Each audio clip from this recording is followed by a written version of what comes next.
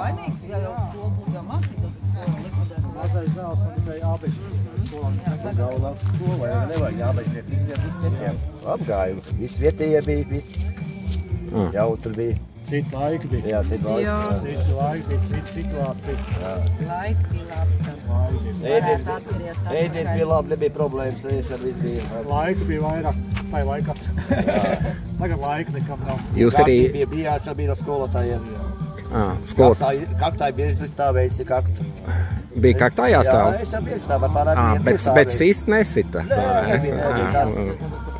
tas ir jaunieši skolotāji bija. Veci jau lika kaktā, kaktā jau bija stāvu.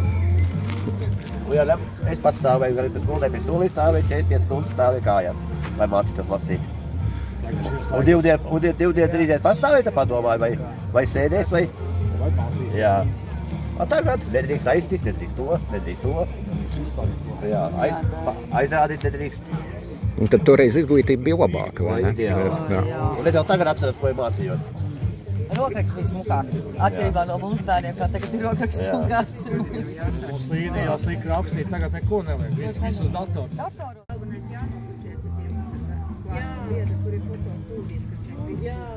Visi ir tēsta ar cirīti, naglu sastiprinājumu vietās nav. Nu, skursteņi, protams, viņi ir aplīmēti, bet tie skursteņi šādi arī ir. Viņš arī šāds ir, jo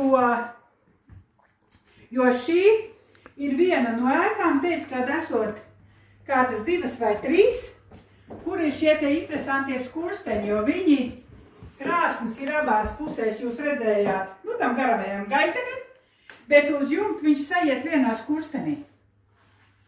Nu, un bez tādiem baigiem galviem mēru instrumentiem paskati, cik gadu. Tāpēc cepur nost meistaru priekšā.